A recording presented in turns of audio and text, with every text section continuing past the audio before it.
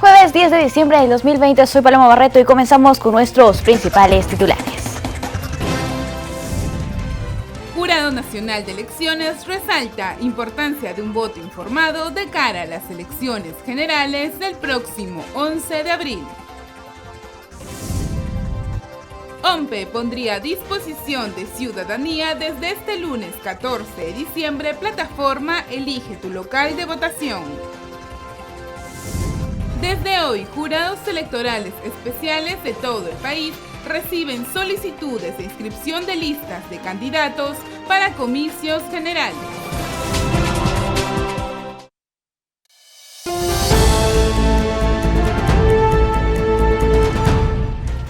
Comenzamos rápidamente con el desarrollo de nuestra información. La Central de Operaciones del Proceso Electoral del Jurado Nacional de Elecciones se presentó el último reporte sobre las elecciones internas de las organizaciones políticas en la que participaron los ciudadanos y la modalidad más marcada fue por delegados.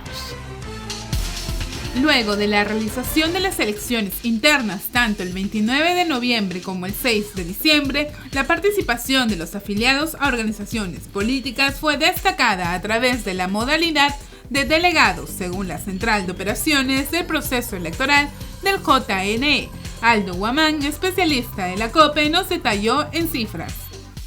Es importante remarcar que en promedio vemos que aproximadamente hemos tenido la participación del 80% de electores hábiles, ¿no?, que han participado en esta elección para elegir a sus candidatos, tanto entre listas presidenciales, congresales y el Parlamento andino. En tanto, Aldo Guamán indicó que la participación de los militantes el día 29 de noviembre contó con menos del 10%.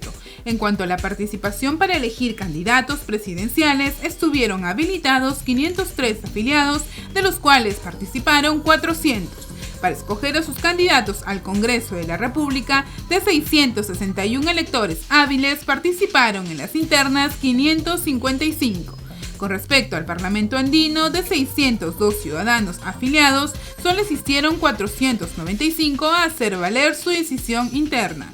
Es importante recordar que 15 organizaciones políticas contaban con lista de candidatos a la presidencia, 16 partidos políticos al Congreso y 13 con candidatos al Parlamento andino. Destaca el partido FREPAP, el cual no presentó fórmula presidencial para las elecciones generales 2021. Cabe destacar que en las internas del último domingo, bajo la modalidad de delegados, 15 partidos políticos presentaron y eligieron una única lista presidencial con un total de 391 votos válidos. La COPE indicó que los partidos políticos tienen hasta el 22 de diciembre para presentar sus solicitudes de inscripción de fórmulas y listas de candidatos con miras a las elecciones generales 2021. Y desde Tacna, el titular de la Oficina Nacional de Procesos Electorales, Piero Corbeto, recomendó que este 11 de abril la población vulnerable vote de 7 a 9 de la mañana. El jefe de la OMPE, Piero Corbeto, recomendó que en las próximas elecciones del 11 de abril, los adultos mayores y la población vulnerable acudan a votar de 7 a 9 de la mañana, siendo este un horario más libre y con la finalidad de salvaguardar su salud frente a la pandemia. La recomendación brindada por Corbeto se presenta para evitar un foco de contagio, ya que con el voto escalonado los ciudadanos podrían acudir a sufragar a partir de las 9 de la mañana en adelante en el local de votación más cercano y elegido previamente. De 5.300 locales de votación a no menos de 17.000 locales de votación. Estamos multiplicando por más de 3.14 el número de locales de votación, porque tenemos que dispersar, desconcentrar los locales de votación, las mesas de sufragio y por tanto los electores. Nuestra estrategia histórica ha sido al revés: pocos locales, con muchas mesas y muchos electores. Ahora vamos a tener muchos locales con pocas mesas y pocos electores. El jefe de la OMPE implementó en las elecciones internas pasadas 7 protocolos de seguridad y prevención contra la COVID-19 y anunció que quedó demostrado que efectivamente se pueden realizar elecciones seguras y confiables pese a la pandemia. pero siempre con el apoyo de las Fuerzas Armadas y la Policía Nacional. En términos generales, nos encontramos más que satisfechos. Hemos cumplido con el logro planteado, esperado, y creo que estamos en las mejores condiciones de realizar las elecciones del Bicentenario. Lo vertido por Piero Corbeto lo hizo desde Tacna, donde se reunió con autoridades regionales para coordinar la organización de los próximos comicios. En ese sentido, una de las estrategias que se implementará en la ciudad heroica es aumentar los locales de votación, ya que las elecciones pasadas se usaron 65 locales de votación. En cambio, ahora se espera contar con más de 190 colegios de sufragio, logrando así mantener el distanciamiento social. Por ejemplo, como en el caso de Tacna, en donde podemos decir, gracias al esfuerzo de nuestro gestor, decir que tenemos el 100% de locales asegurados para la elección el 11 de abril próximo. Nosotros venimos a compartir con ustedes, con las autoridades, con los líderes religiosos, con la Defensoría del Pueblo y con las instituciones públicas, para que conozcan de primera mano cuáles son nuestras líneas de acción y cuál es nuestra estrategia. Cabe indicar que según el padrón electoral de la región Tacna están habilitados 282.974 electores, para lo cual se instalarían 988 mesas de sufragio. Si usted vive fuera del país, a continuación le informamos cómo debe ejercer su derecho de votación en el marco de las elecciones generales 2021. Si usted es un ciudadano peruano que vive en el extranjero y su DNI señala su residencia actual fuera del país, tiene el derecho y deber de participar en las elecciones generales 2021, con el propósito de elegir al presidente y vicepresidentes de la República, congresistas y representantes al Parlamento andino. Los requisitos que se deben tener en cuenta son el DNI, ser mayor de edad o un menor de edad emancipado. Si cumples 18 años el día de la elección, también estás obligado a votar. En el caso de los mayores de 70 años, el voto es facultativo. Asimismo, no estar cumpliendo pena privativa de la libertad, y si la tuvo, es importante habérsela comunicado al RENIEC. Lo primero es averiguar a través de la OMPE en qué oficina consular o embajada le toca votar, el número de mesa, así como si fue elegido miembro de mesa. Recuerde estos datos y apúntelos.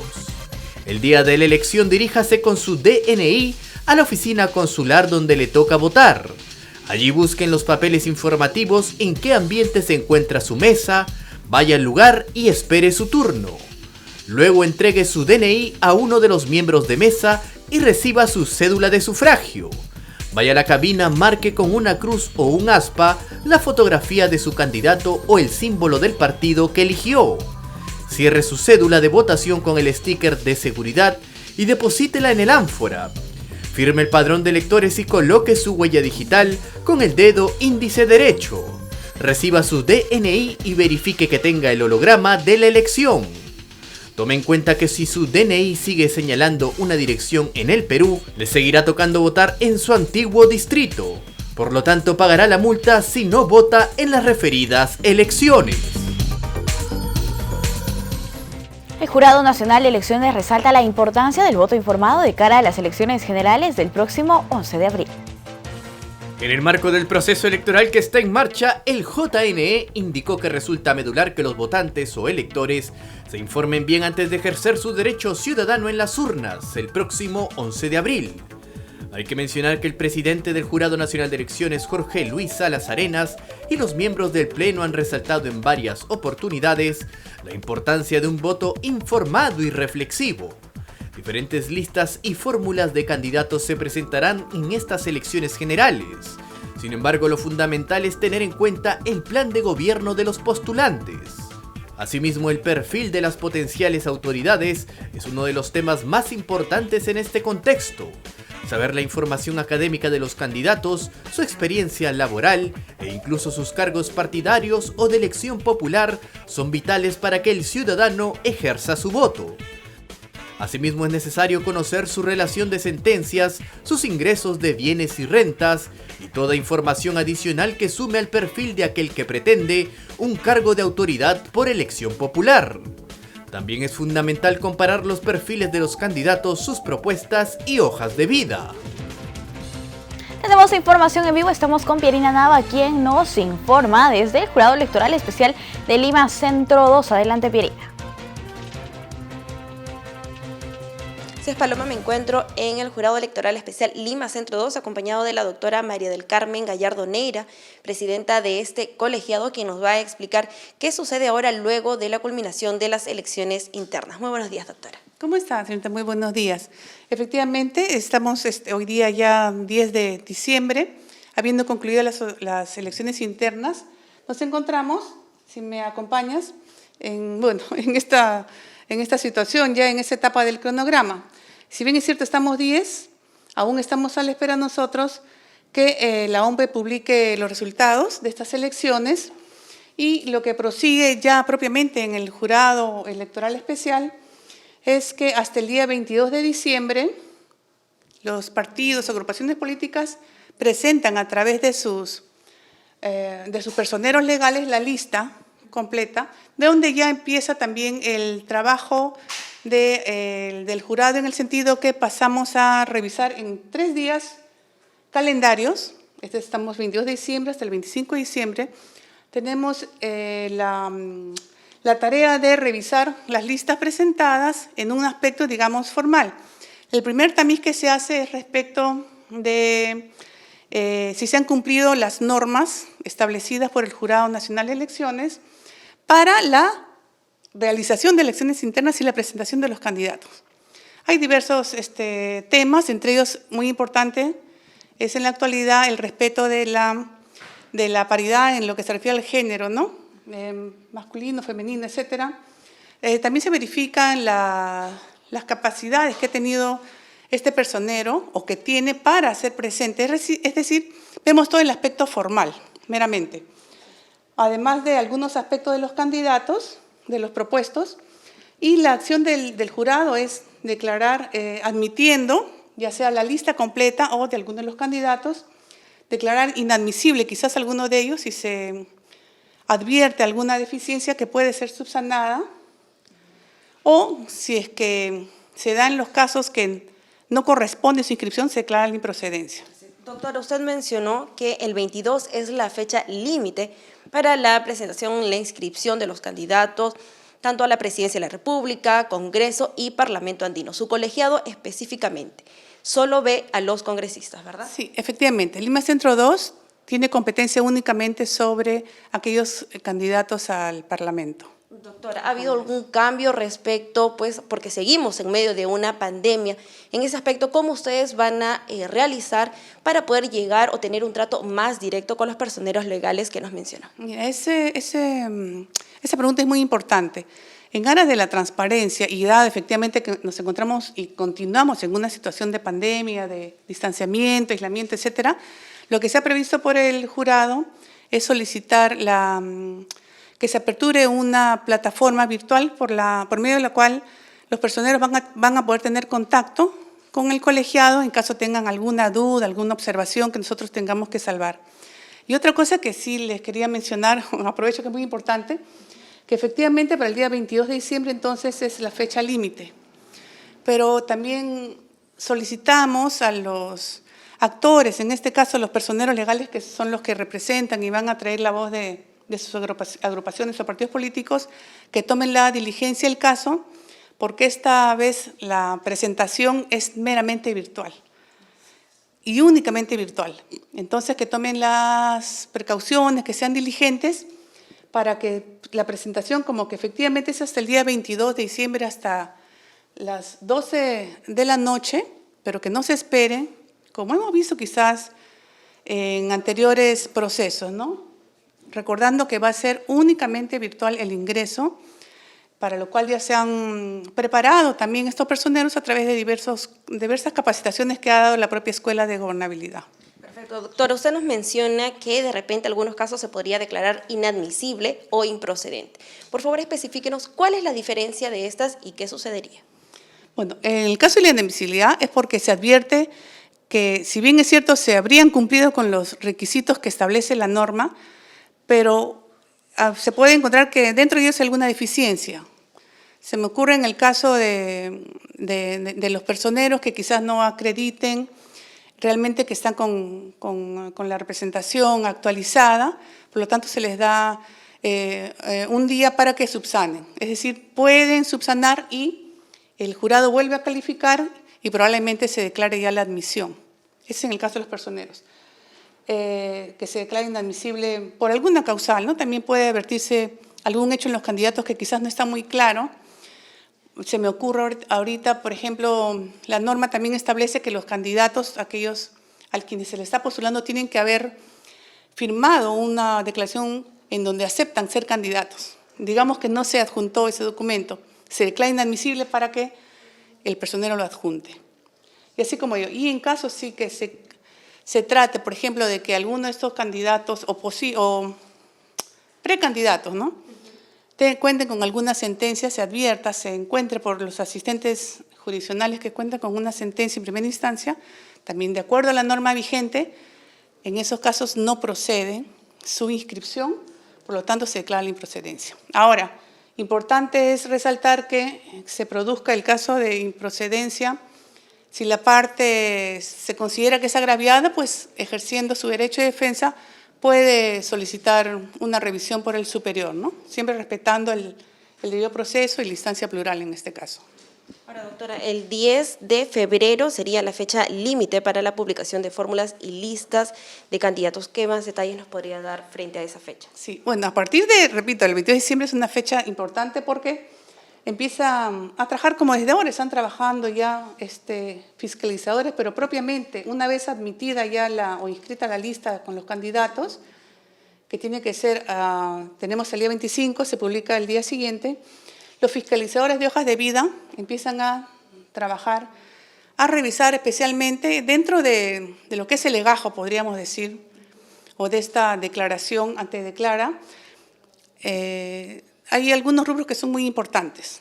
Bueno, en verdad todos son importantes, ¿no? Se revisa si se cumple realmente con la parte académica que está descrita, etcétera.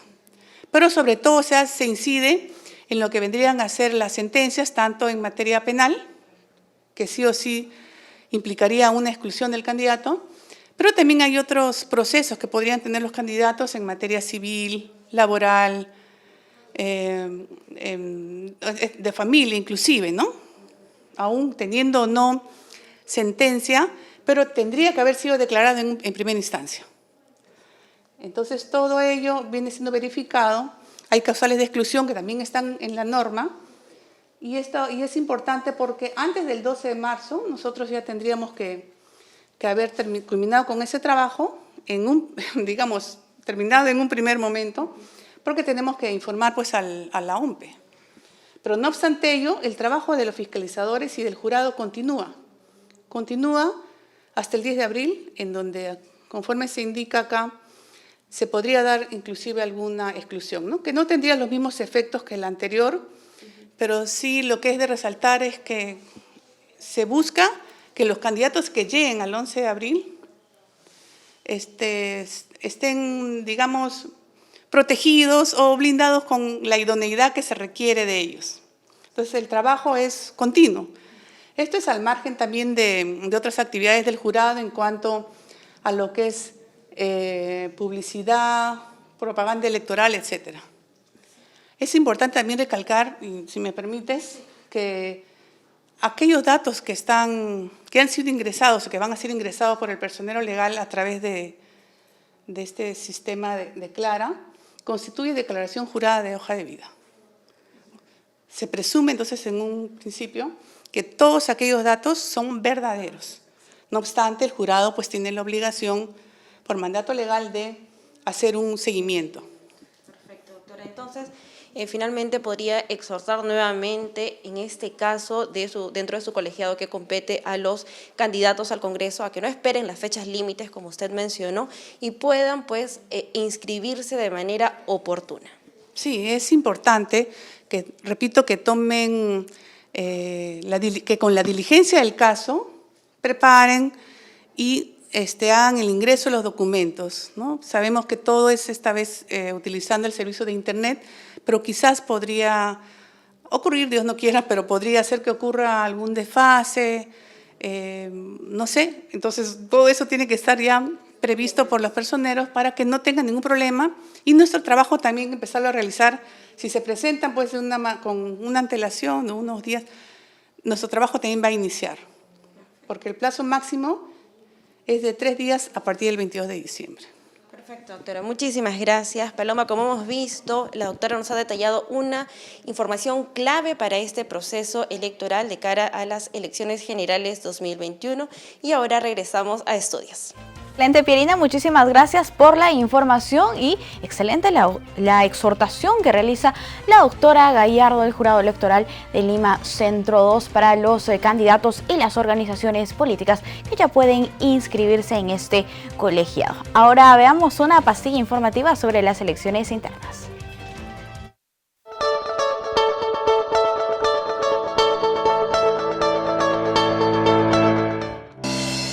¿Sabías que, en el marco de las elecciones internas, solo 4 partidos políticos emplearon la modalidad de voto preferencial, mediante el cual tanto sus afiliados como delegados eligieron a los candidatos que integrarían las listas para Congreso y Parlamento andino? Infogov, información electoral que te da poder.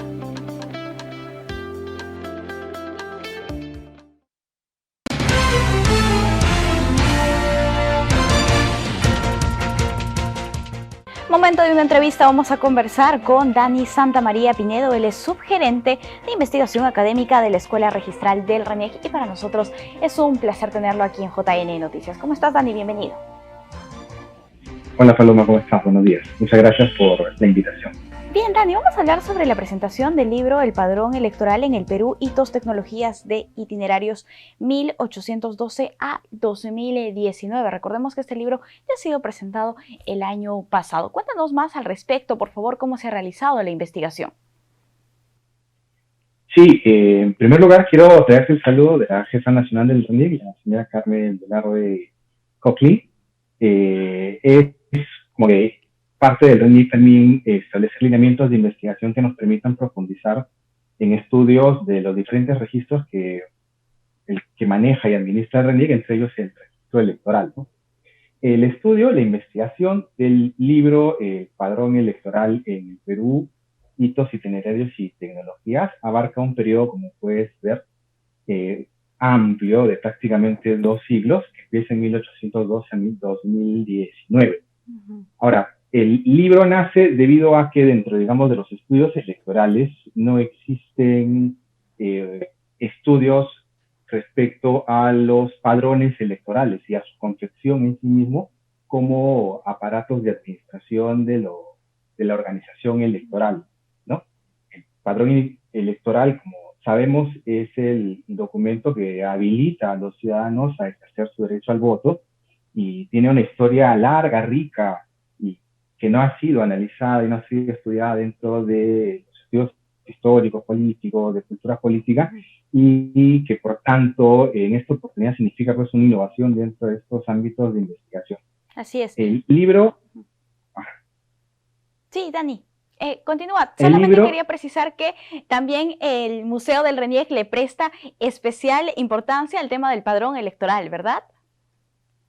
Sí, el Museo de la Identificación del RENIEC le presta bastante importancia al padrón electoral. Dentro del museo vamos a encontrar unas infografías que narran los hitos más importantes del desarrollo del padrón electoral, ¿no? Como por ejemplo el desarrollo del padrón de almas, que era el antiguo registro que la Iglesia manejaba de los cristianos de la República, de la época en que la propia Iglesia administraba los registros parroquiales, cómo ha ido este padrón evolucionando, incluyendo y excluyendo personas dentro de la historia política.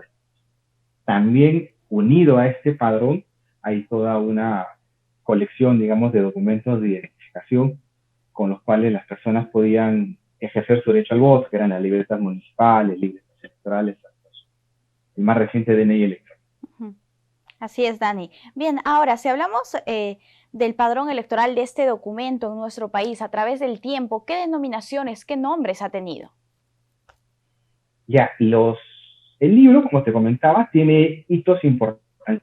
El primer hito es el es la Constitución de Cádiz y el análisis de la coyuntura en Hispanoamérica como un elemento que reformula la vida política y la cultura política en las colonias españolas de ultramar.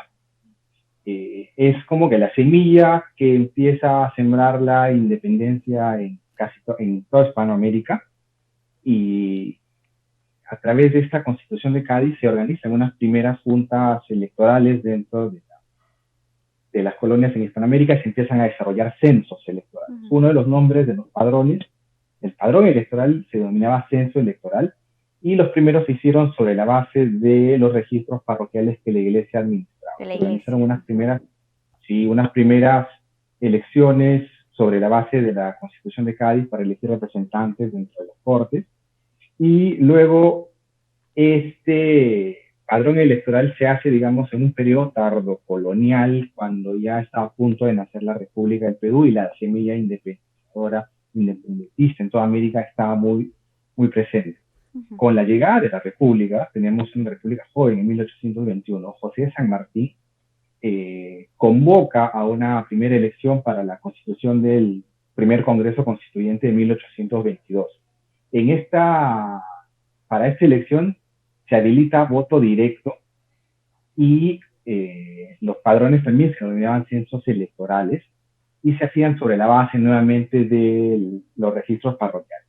Una joven República del Perú no tenía toda la estructura fuerte ni la estructura organizada que sí tenía la Iglesia por largos siglos, y por tanto la Iglesia contribuye en su momento con los registros parroquiales, y se usan la organización de la Iglesia para la organización de los censos electorales. Luego, con reformas que el Estado va haciendo a nivel administrativo, los censos electorales, padrones electorales, padrones de población, pasan ya a manos de las municipalidades, que empiezan a encargar de empezar a preocuparse y a contar cuántos ciudadanos habían en el Perú. Y eso se da durante todo el siglo XIX, después de la guerra con Chile igual, y con la primera ley electoral de 1896, con la ley electoral de 1896 se reformula el sistema electoral y se reformula el aparato electoral en realidad, y se crea la primera Junta Electoral Nacional, ¿no?, que es un antecedente del Jurado Nacional de Elecciones, y tenía entre sus funciones a crear los censos o padrones electorales. Así es, Dani. Ya en 1931, con la creación del Jurado Nacional de Elecciones, también se marca un hito importante en la elaboración del padrón electoral. Exactamente, este es otro hito que se toca en el libro, porque el jurado configura también este aparato electoral que se preocupa mucho, además, por la organización del propio padrón electoral, en la emisión de las boletas electorales, y se empiezan a generar nuevos mecanismos para seguir incluyendo a las personas. Durante todo este periodo, como se mencionaba, de 1812 hasta 1955, digamos hasta 2019, ¿no?, se van partiendo hitos. El padrón electoral jugaba un rol sumamente importante, tanto en la inclusión como en la exclusión de las personas. Eso configuraba diversas categorías. Una categoría primero de ciudadano, que está muy ligada a la categoría de elector, de la categoría de vecino. Durante la Constitución de Cádiz, la figura de ciudadano era la figura del vecino, el que tenía cierta reputación y tenía privilegios a nivel local. El ciudadano hacía referencia más bien a un ámbito mucho más grande, la patria, la nación. Y para ser ciudadano o para ser elector se deberían cumplir ciertos requisitos, como ser adulto, como ser mayor de 25 años, demostrar que tienes rentas, demostrar que tienes propiedades, que sabes escribir. Con la ley electoral de 1896 hay un corte sumamente profundo respecto a los derechos ciudadanos para elección al voto. La ley electoral de 1896 excluye a las personas analfabetas del padrón electoral y su registro electoral. Por tanto, este padrón se redujo a un mínimo que decidía la representación de muchos. Con el padrón de 1896, además, se abre la etapa histórica, la que conocemos como la República Aristocrática, y un requisito para ser ciudadano elector era el mayor contribuyente, es decir, era un hombre mayor de 21 años que demostraba además capacidad de renta, capacidad de tributación y que tenga como un oficio conocido o industria útil para la nación. Y además que sea letrado. Por tanto, el poder se reducía a Lima y a las ciudades grandes de la costa, básicamente en hombres mayores de 21 años. Y excluía a la población analfabeta, que era básicamente una población indígena, quechua-hablante o aymara. Así es, Dani. Otro hito importante es la incorporación de la mujer cuando puede recién elegir a sus autoridades y por ende es parte de este padrón electoral de nuestro país. Exactamente. Este hito, que se estudia también en el libro, en el capítulo 6, describe, explica y menciona todo el contexto en el que se desarrolla la ley de 1955 que incorpora a las mujeres al padrón electoral. El 55, cuando se incorpora a las mujeres al padrón electoral, evidentemente el cuerpo electoral aumenta y el nivel de representación también debería aumentar. Las mujeres, cuando ingresan al padrón, cuando están incluidas en el padrón, votan por primera vez en las elecciones generales del 1956. Como resultado de estas elecciones, hay una elección de 9 mujeres representantes, 8 que van al Senado y una que va son 9 mujeres las que entran al Parlamento, ¿no? Representantes de Cajamarca, Lima, La Libertad, Junín, Piura, Ancash y Loreto. Luego del 55, otro hito que es sumamente importante y que deja de lado la ley electoral de 1896 es la Asamblea Constituyente de 1970.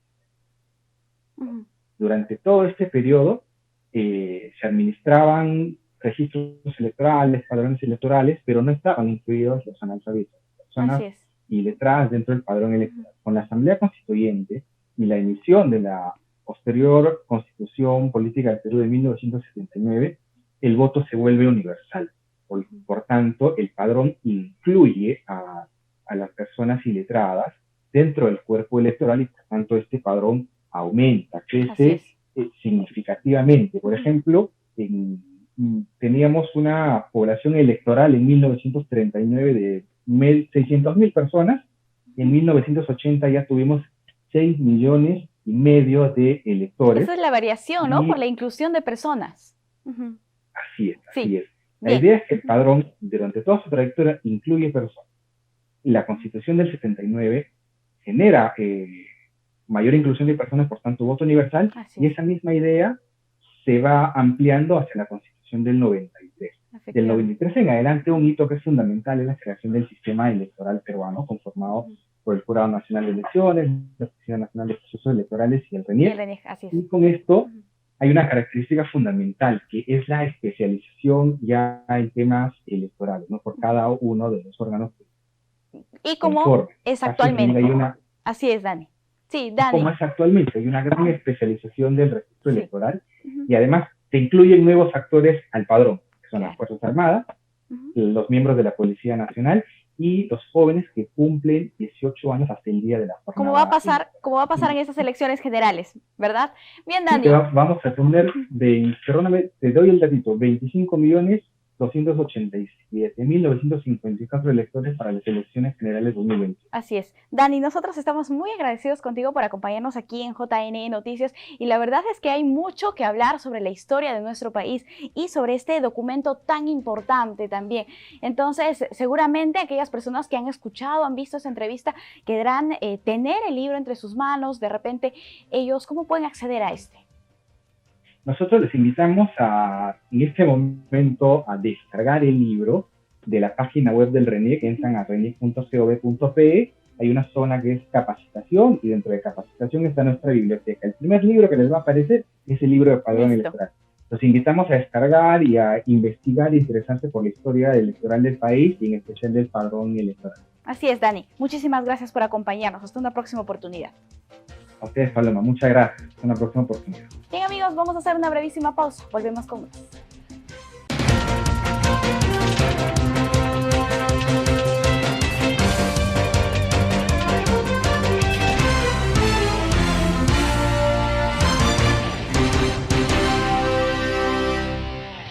Estamos Estamos de vuelta para comentarles que a menos de 4 meses de las elecciones generales, el próximo lunes estaría disponible la plataforma Elige tu local de votación implementada por la OMPE y enfocada en disminuir los puntos de contagio de la COVID-19. Como ya lo había anunciado el jefe de la OMPE, Piero Corbeto, este lunes 14 de diciembre estaría habilitada la plataforma Elige tu local de votación, disponible para los peruanos que acudiremos cívicamente a votar en los comicios generales. Dirigido a los 24.250.000 electores que residen y se encuentran inscritos como tales en territorio nacional. A partir de como máximo este lunes, todos los invitamos a hacer uso de la plataforma Elige tu local de votación que encontrarán en la web de la OMPE, y ahí podrán elegir hasta 3 locales de votación lo más cerca a su domicilio, y eso va a permitir que vayan a votar caminando. Y recuerden que todos los tienen que usar, porque como vamos a tener que tener muchos más locales con mucha menos capacidad de recepción de mesas y electores, los electores ya no vamos a votar donde acostumbramos a votar antes.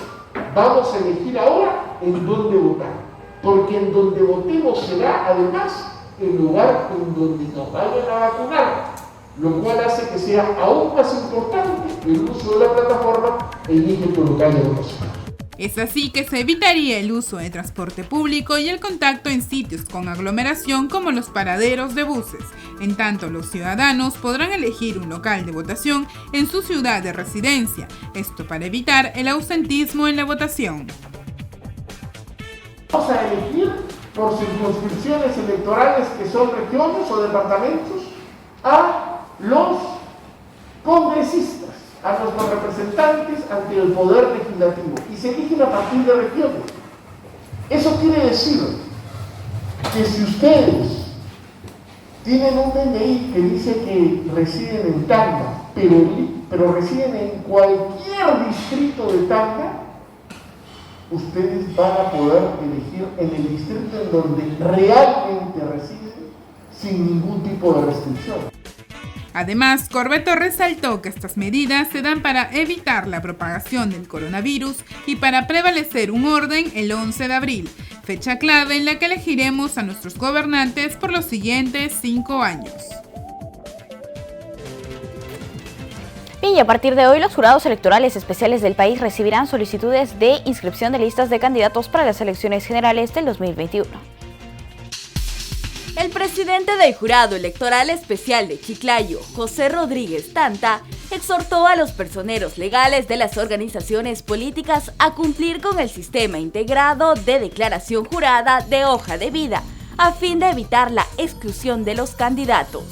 Las listas de candidatos cuyas solicitudes de inscripción comenzarán a ser recibidas desde hoy por cada uno de los jurados electorales especiales con miras a las elecciones del 11 de abril. En tal sentido, José Rodríguez Tanta explicó que el sistema Declara del Jurado Nacional de Elecciones concentra la información de la Superintendencia Nacional de Registros Públicos del Poder Judicial en lo que respecta a los expedientes y de otras entidades. El titular del colegiado descentralizado refirió que de esta manera se optimiza la información, pues el órgano electoral cruza los datos con las diferentes cortes de justicia del país. Y si comprueba que se omitió sentencias en las diferentes instancias, se excluye al postulante de la nómina electoral. Asimismo, sostuvo que serán rigurosos en la evaluación de las hojas de vida. Y atención con la siguiente nota, porque si usted tiene que renovar su DNI, el RENIEC informa que es posible hacerlo en línea y sin tener que ir a una agencia gracias a su actualizada aplicación DNI Biofacial. Renovar el DNI sin necesidad de acudir al RENIEC es ahora posible mediante un trámite virtual. La entidad registral indicó que la fotografía que va en dicho documento se puede realizar gracias a su aplicación DNI Biofacial. Disponible en Google Play, la aplicación funciona con celulares de gama media y alta que cuentan con el sistema operativo Android. Al emplear la aplicación, primero se debe validar la identidad del usuario.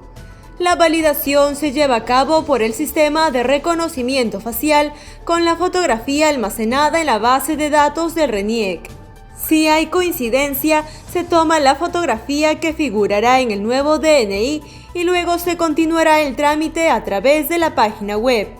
Ingresando a www.reniec.gov.pe, sección Renovación de DNI, se completa la información y se elige el lugar donde se recogerá el documento. Antes de solicitar la renovación, se tiene que haber pagado el trámite. Después de concluirlo, el ciudadano recibirá un mensaje de confirmación y podrá darle seguimiento a través de serviciosportal.reniec.gov.pe. Por otro lado, el jefe de IDEA Internacional en Perú, Percy Medina, aseveró que los ciudadanos necesitan autoridades que cumplan con lo que ofrecen en sus propuestas e instó a los electores a ser rigurosos al momento de evaluarlos. En el marco de las elecciones internas realizadas el pasado 29 de noviembre y 6 de diciembre, el jefe de IDEA Internacional en Perú, Percy Medina, instó a los ciudadanos a revisar rigurosamente los planes de gobierno que ofrecen los 23 candidatos que postularán a la presidencia de la República, a fin de votar por el más idóneo al cargo. Asimismo, exhortó a los medios de comunicación a encontrarse alertas y ser estrictos al evaluar a las futuras autoridades, a fin de que la población pueda tener una mayor información del candidato y sus propuestas. Es que los medios de comunicación sean muy críticos en subir la valla, en exigir definiciones a los candidatos y a las candidatas y en pedirle también a los electores y electoras que sean muy cuidadosos en separar el trigo de la paja, ¿no? De saber quiénes realmente tienen algo que plantear, sustentado en experiencia, en lo que la academia dice sobre determinados temas, en lo que está probado que funciona o no, y quiénes son aventureros de promesa fácil. Prometer es muy fácil. Además, Percy Medina refirió que los ciudadanos no necesitan a candidatos que solo prometan, sino que realmente cumplan con el plan que ofrecen para el próximo gobierno que aspiran. ¿No es cierto? Vamos a subir los sueldos, vamos a crear tal cosa, prometer. En ese momento nosotros podríamos ponernos a prometer y a ver quién gana en prometer más, pero lo importante es qué cosa es realizable, y si se promete mucho y se puede realizar poco, entonces la frustración es mucho mayor todavía, ¿no? En esa línea, Medina detalló cómo sería el perfil que busca la ciudadanía de sus futuras autoridades para que los representen y para que guíen al país, sobre todo en medio de la crisis política por la que atraviesa el Perú. Sí, nosotros hicimos un sondeo con el IEP, encontramos que la gente busca personas con integridad, personas que tengan trayectoria, personas que digan la verdad, que cumplan su palabra, ¿no? Ese es un poco el perfil, creo, que la gente está esperando. No sean personas que estén comprometidas con intereses personales o de grupo, sino que sean personas que busquen el bien común, que estén metidos en política por un interés genuino de servir y no un interés en servirse. Es muy fácil decirlo, ¿no? En la práctica la política atrae a muchas personas que lo único que buscan es figuración personal o servir intereses personales o de grupo. Entonces, una de las cosas que hay que hacer en un proceso electoral es detectar quiénes realmente están metidos en política porque quieren hacer algo por el país y quiénes están ahí porque tienen un interés menudo, de corto plazo, muy individual y muy personal. En cuanto a los candidatos al poder legislativo, la autoridad instó a los electores a votar por aspirantes de partidos consolidados a fin de que no se desintegren y generen una nueva crisis política. Les compartimos ahora un video elaborado por la Dirección Nacional de Educación del Jurado Nacional de Elecciones sobre la importancia de lograr la igualdad de oportunidades de las mujeres en la política. Veamos.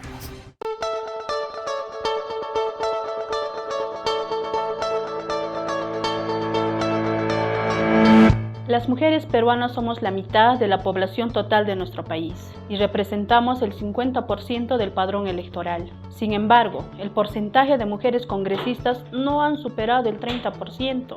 En la actualidad no hay ninguna gobernadora regional y nunca hemos tenido una presidenta. Del total de afiliados y afiliados en las organizaciones políticas, las mujeres representan el 50% del padrón de afiliados a nivel nacional.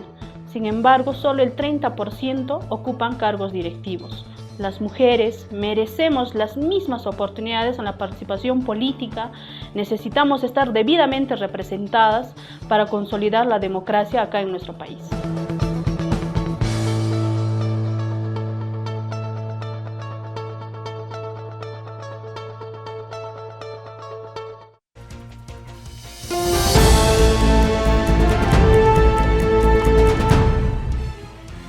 Ahora les compartimos las 5 informaciones oficiales del día gracias a la agencia de noticias andina. Ana Bendezú nos reporta.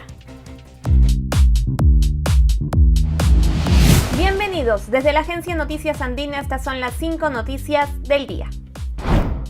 Hoy sesiona de manera virtual el Pleno del Congreso y entre los temas que se verán será si continúa o no la Comisión Especial de Selección de nuevos integrantes del Tribunal Constitucional y la votación del dictamen de la eliminación de inmunidad parlamentaria aprobada previamente en la Comisión de Constitución. El Ministerio de Salud realizará la tercera jornada de vacunación el sábado 12 y domingo 13 de diciembre. En esta ocasión se inmunizará casa por casa, en puntos de votación, en establecimientos de salud y mediante el vacuna móvil. RENIEC presenta su aplicativo móvil DNI Biofacial que está disponible en Google Play y permite que las personas realicen el trámite de renovación de DNI de manera virtual. Primero, se valida la identidad del usuario a través del reconocimiento facial y si hay el mismo, se toma la foto del DNI y luego se termina el proceso llenando la información en la página web en servicios en línea. Atención porque la temperatura nocturna en la Sierra Sur de nuestro país descenderá entre hoy y mañana viernes hasta menos 12 grados bajo cero en localidades sobre los 4.000 metros sobre el nivel del mar, según informó el CENAMI. La alerta llega a 40 provincias de los departamentos de Apurímac, Arequipa, Ayacucho, Cusco, Huancavelica, Moquegua, Puno y Tacna. El Perú es el cuarto país con más llamadas spam en América Latina y ocupa el puesto 14 en el mundo durante el 2020, esto según la aplicación Truecaller. El 42% de las llamadas de número desconocido son hechas por operadores de empresas de telefonía, mientras el 34% responden a llamadas de servicios financieros. No se olviden que el desarrollo de estas y otras noticias las pueden encontrar en todas nuestras plataformas digitales y por supuesto pueden visitar andina.p. Y como cada jueves les compartimos nuestro segmento de fomento a la lectura, el libro recomendado.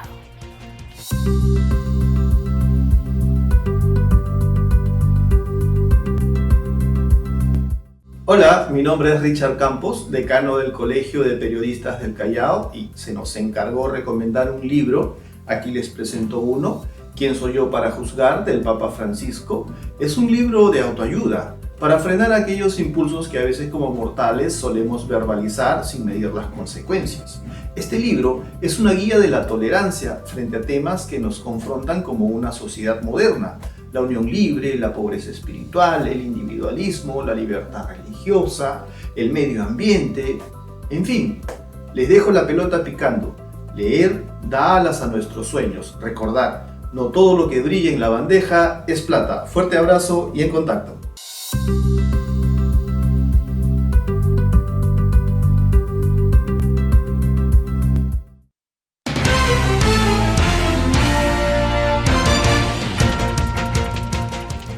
Inmediatamente con nuestra información internacional, la OEA aprobó una resolución en rechazo a las elecciones en Venezuela, en las que consideró fraudulentas. El texto indica que los comicios no fueron libres y advierte el proceso de destrucción de la democracia y el Estado de Derecho. La Organización de Estados Americanos aprobó una resolución en rechazo a las elecciones parlamentarias realizadas el fin de semana en Venezuela, boicoteadas por la oposición y criticadas por Estados Unidos y la Unión Europea. El proyecto fue presentado por Brasil y contó con el apoyo de Canadá, Chile, Colombia, Ecuador, Estados Unidos, Guatemala, Paraguay, Perú, Uruguay y Venezuela, representada en el foro regional por un delegado de la oposición. El texto expresa rechazo a la elección fraudulenta del 6 de diciembre conducida por el régimen ilegítimo de Nicolás Maduro. Para ello se llevó a cabo un debate virtual en Washington. La resolución necesitaba el voto de 18 de los 34 países que componen el foro regional y alcanzó 21 positivos. Se concluyó que los comicios no fueron libres ni justos de conformidad con el derecho internacional por la falta de independencia de la autoridad electoral. En las elecciones del domingo 6, la oposición, que hasta ahora contaba con mayoría en la Asamblea Nacional, llamó a la abstención y solo hubo una participación del 30% del padrón. El presidente electo Joe Biden anunció que en sus primeros 100 días en la Casa Blanca trabajará arduamente con su equipo de salud para que 100 millones de dosis de la futura vacuna contra la COVID-19 lleguen a los ciudadanos norteamericanos. La pandemia de la COVID-19 es sin duda uno de los desafíos más difíciles y costosos en la historia de Estados Unidos. Así lo afirmó el presidente electo Joe Biden, quien además detalló su plan de salud para sus primeros 100 días de gobierno. Presentó así a su equipo que estará en primera línea en esta lucha. Everyone for the first 100 days of my administration to wear a mask. It will start with my signing an order on day one to require masks where I can under the law, like federal buildings, interstate travel on planes, trains, and buses. Secondly, this team will help get at the last 100 million COVID-19 vaccine, at least in the first 100 days. Esta promesa de distribuir 100 millones de dosis tiene como principales beneficiados a los profesionales de la salud, personas en cuidados intensivos y maestros, ya que también prometió dar prioridad a la reapertura de las escuelas en el país. Además, el líder demócrata pidió al Congreso que se designe fondos para vacunar a las personas que lo necesitan. Expresó su confianza en el curso del país, ya que podría cambiar en sus primeros 100 días de gobierno. Como recordamos, Biden será investido como presidente el 20 de enero próximo. Este anuncio lo hizo mientras presentaba al personal de sanidad en la Casa Blanca, destaca el epidemiólogo Anthony Fauci. Cabe destacar que lamentablemente el número de casos en Estados Unidos superó los 15 millones las últimas semanas. La Fiscalía francesa pidió 2 años de prisión para el expresidente Nicolás Sarkozy. El exmandatario es acusado de corrupción y tráfico de influencias durante el periodo que estuvo al frente del gobierno. La Fiscalía francesa solicitó 4 años de cárcel, 2 de ellos firmes y los otros 2 bajo libertad condicional, contra el expresidente Nicolás Sarkozy, juzgado por corrupción y tráfico de influencias. Sarkozy es sospechoso de haber corrompido a Gilbert Assiebert cuando era juez del Tribunal Supremo. El exmandatario habría buscado información protegida sobre financiación electoral y pretendido influenciar en las diligencias. A cambio, el expresidente habría ofrecido al exmagistrado apoyo para acceder a un puesto que éste anhelaba en Mónaco y que nunca llegó a pasar. Este caso impactó la política en Francia, ya que se trata del primer exmandatario de este país desde la instauración de la Quinta República en sentarse en el banquillo de los acusados. Sin embargo, no es el único caso por el que Nicolás Sarkozy es investigado, debido a que volverá a los tribunales en marzo del próximo año, porque también se le acusa de financiación irregular durante su campaña presidencial de 2012. El Programa de las Naciones Unidas para el Desarrollo indicó que hacer frente a la corrupción acelerará el progreso de los Objetivos de Desarrollo Sostenible. Veamos. En el marco del Día Internacional contra la Corrupción, el Programa de las Naciones Unidas para el Desarrollo destacó la necesidad de acabar con este flagelo mundial. Indicó que el 60% de peruanos considera que la corrupción afecta más que la pandemia generada por el nuevo coronavirus. Se calcula que cada año se pierden 2,6 billones de dólares a causa de la corrupción en todo el mundo. Por lo menos 500.000 millones de dólares se desvían debido a este flagelo en el sector salud, cantidad que podría superar el costo total para asegurar la cobertura universal de salud para todos los habitantes del planeta. Hacer frente a la corrupción acelerará el progreso en lo relativo a los objetivos de desarrollo sostenible, con miras a un futuro más inclusivo, resiliente y sostenible.